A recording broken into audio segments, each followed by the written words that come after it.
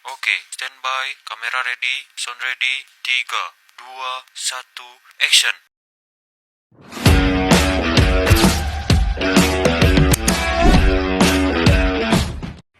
Halo teman-teman semuanya. Di video kali ini saya akan menjawab soal ujian akhir semester dari mata kuliah Sejarah Intelektual. Soal yang pertama.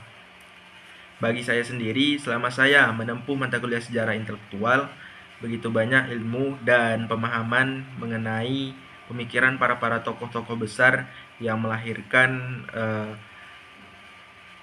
paham dan juga ideologi di setiap bangsa-bangsa yang mempengaruhi bidang politik, sosial, dan ekonomi bangsa-bangsa itu tersebut. Dan bagi saya juga terdapat begitu banyak paham-paham yang dilahirkan dari tokoh-tokoh besar yang ada di dunia seperti demokrasi, kapitalisme, liberalisme, fasisme, komunisme, pan-islamisme, bahkan peran tokoh-tokoh nasional Indonesia tidak terlepas seperti Ki Hajar Dewantara, Bung Hatta, dan juga Soekarno. Dan dari setiap pelajaran yang saya ambil di setiap pertemuannya tentunya memiliki kelebihan dan kekurangannya masing-masing.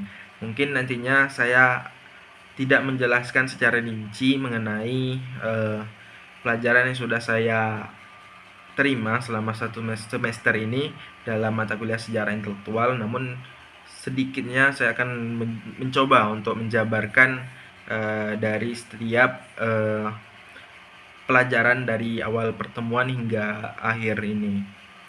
Mungkin dari yang pertama yang saya ketahui yaitu ada paham mengenai demokrasi. Nah, demokrasi ini adalah suatu sistem pemerintahan yang menempatkan rakyat sebagai pemegang kekuasaan tertinggi gitu, yang mana keputusan politik atau undang-undang dibuat dan berdasarkan partisipasi warga atau masyarakat yang biasanya melalui pemilu dan prinsip kebebasan serta kesetaraan, yang mana menjunjung tinggi untuk kebebasan berpendapat. Selanjutnya itu ada feodalisme. Nah, feodalisme itu sistem sosial politik di mana kekuasaan terpusat pada golongan bangsawan atau golongan-golongan atas. Sedangkan masyarakat yang berada di golongan-golongan bawah itu harus tunduk dan memberikan layanan atau hasil panen kepada penguasa. Dan selanjutnya itu ada liberalisme.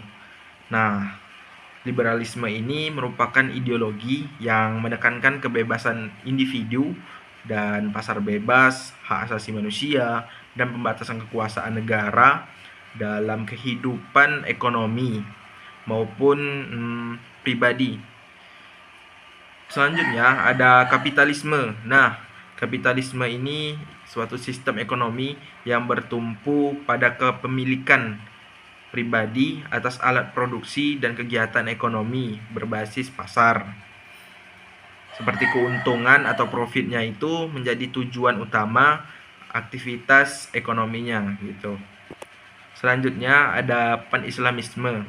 Nah, pan-islamisme ini adalah suatu gerakan yang menyerukan persatuan seluruh umat Islam di dunia dalam bidang politik, sosial, dan budaya untuk memperkuat itu posisi umat terhadap dominasi barat gitu. Dan selanjutnya ada nasionalisme.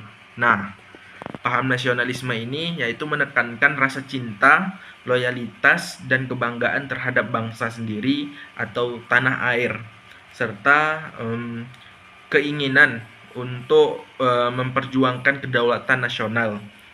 Dan yang selanjutnya adalah komunisme. Nah, komunisme ini itu seperti ideologi ekonomi politik yang menginginkan kepemilikan bersama atas alat produksi atau tanpa kepemilikan pribadi, yaitu masyarakat tanpa kelas dan negara yang mengatur seluruh distribusi secara merata gitu. Jadi seluruh pemerintahan dipegang oleh pemerintahan atau perekonomian dipegang oleh pemerintahan. Yaitu fasisme selanjutnya adalah ideologi otoriter yang ekstrim itu, yang memiliki pemimpin yang tunggal, mengendalikan negara yang disiplinnya yang keras, serta penolakan terhadap demokrasi.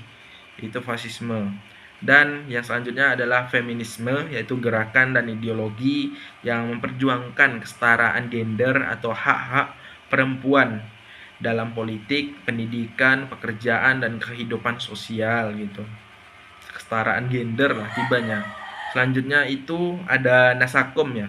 Ada Nasakom yang dicetuskan oleh Soekarno, tokoh nasional, yaitu konsep politik Presiden Soekarno yang menyatukan 3 kesatuan besar, yaitu nasionalisme, agama, dan komunisme, yang disingkat dengan Nasakom. Tujuannya itu bagi saya untuk menjaga persatuan bangsa di tengah konflik ideologi yang dahulunya tengah memanas gitu kan.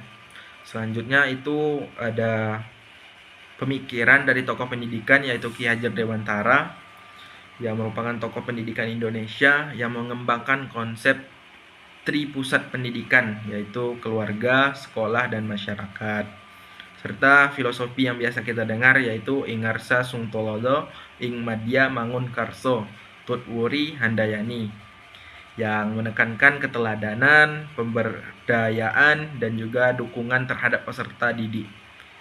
Dan yang selanjutnya itu ada pemikiran ekonomi Muhammad Hatta atau wakil presiden Soekarno, yaitu Muhammad Hatta ini menekankan ekonomi koperasi sebagai dasar ekonomi Indonesia, dan baginya koperasi memberikan cerminan atau semangat gotong royong serta keadilan sosial, serta menghindari eksploitasi kapitalisme dan feodalisme di Indonesia khususnya.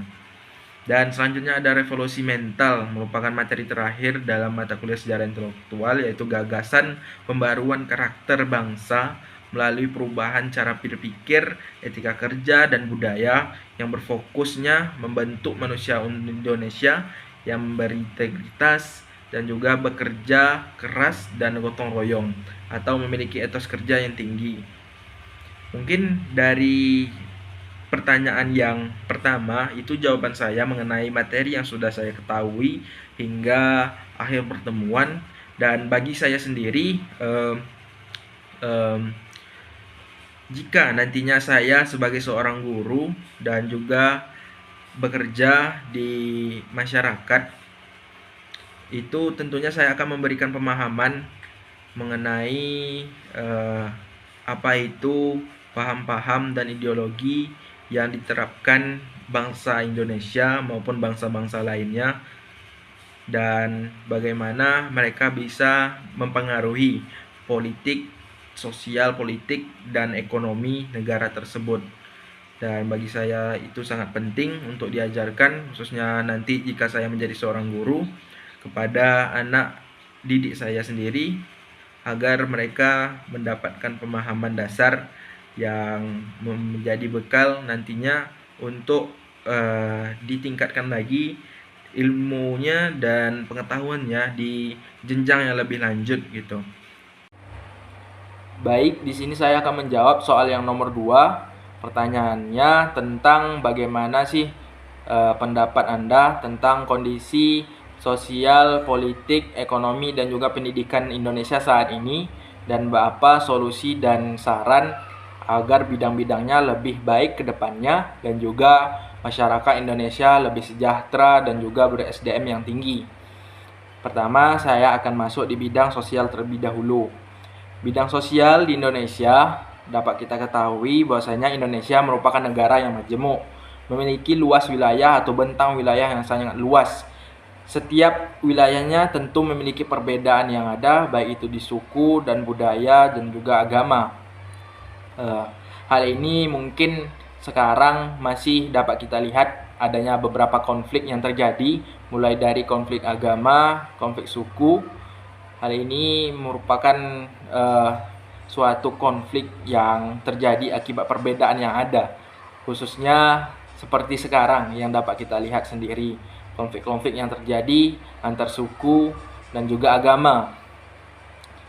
Mungkin saran agar kedepannya bidang sosial ini lebih baik, yaitu pertama, masyarakat harus tahu dulu bahwasanya Indonesia ini merupakan negara yang majemuk atau beragam, sebagaimana yang tertuang di dalam Pancasila, yaitu di dalam semboyannya bahwasanya Bhinneka Tunggal Ika, berbeda-beda tapi tetap satu jua, yang berarti walaupun Indonesia ini berbeda-beda mulai dari suku, budaya, dan adatnya yang berbeda di setiap masyarakatnya, tentu itu harus menjadi persatuan agar Indonesia ini semakin kokoh dan semakin maju.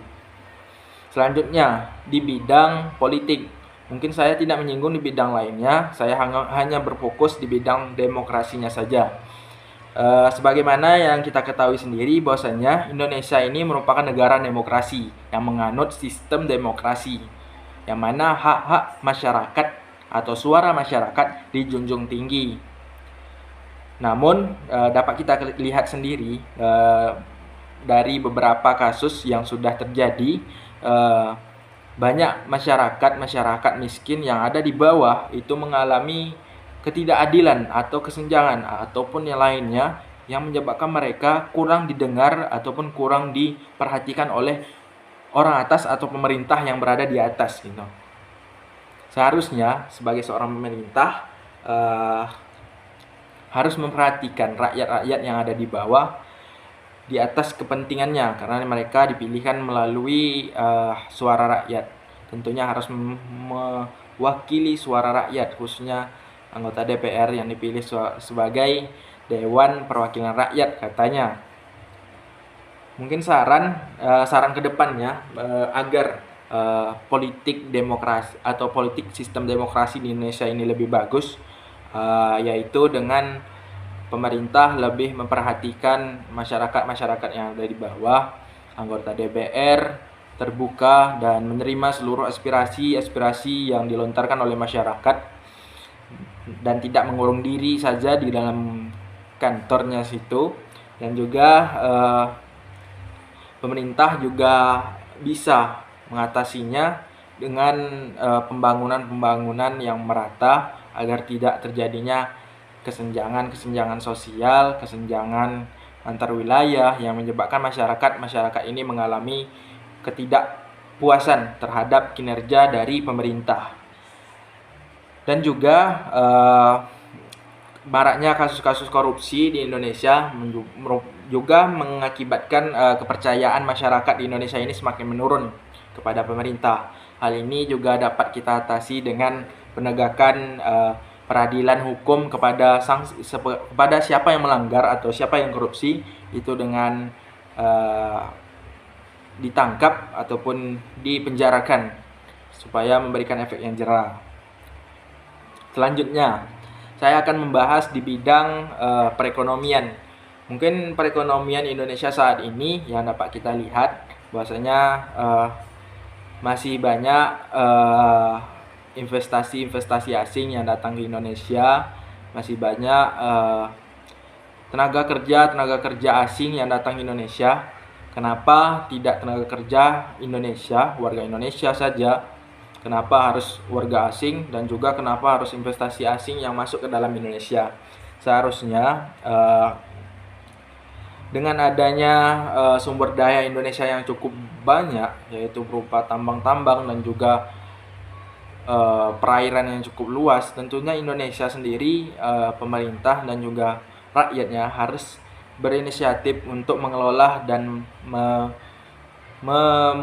juga memanfaatkan sebaik mungkin hasil dari sumber daya alam yang ada di Indonesia ini sendiri, bukan malah mendatangkan orang asing yang datang dan mengelola sumber daya yang ada di Indonesia saat ini. Mungkin saran untuk sistem perekonomian di Indonesia saat ini kedepannya harus berfokus kepada sektor yang memungkinkan dan memperbanyak lapangan pekerjaan, khususnya di bidang perindustrian, agar Indonesia ini lebih maju dan dapat bersaing dengan negara-negara lainnya. Tentunya harus memiliki modernisasi suatu perindustrian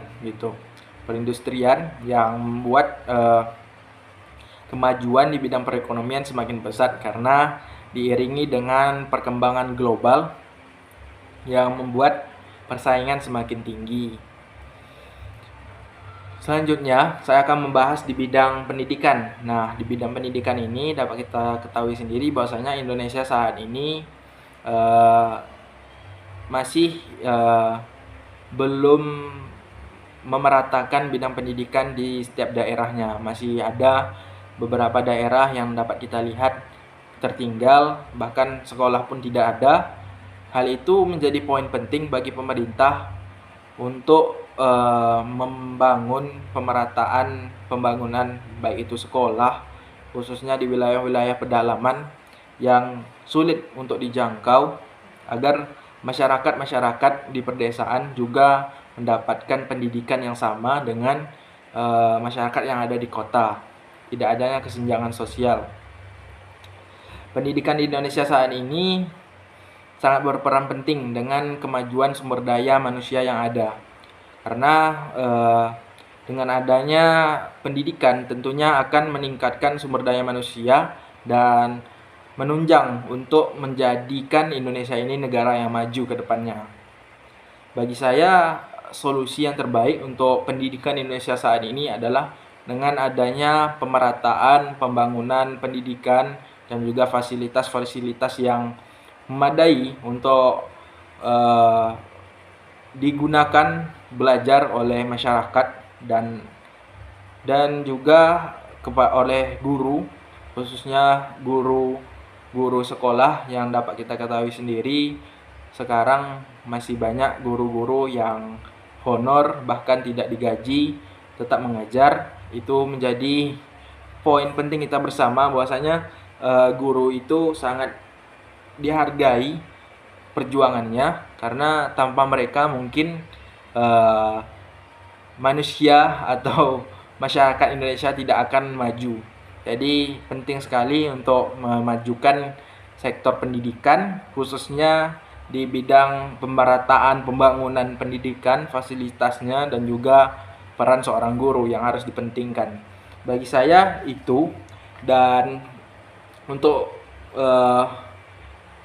mensejahterakan masyarakat Indonesia dan juga meningkatkan SDM-nya yang lebih tinggi, itu sudah terkait dengan bidang sosial, politik, dan juga ekonomi serta pendidikan. Jadi dari keempat bidang ini jika sudah terjalankan dengan baik, pasti saya dapat pastikan bahwasanya negara Indonesia, masyarakat Indonesia akan sejahtera dan juga akan meningkatkan sumber daya manusianya yang lebih tinggi gitu.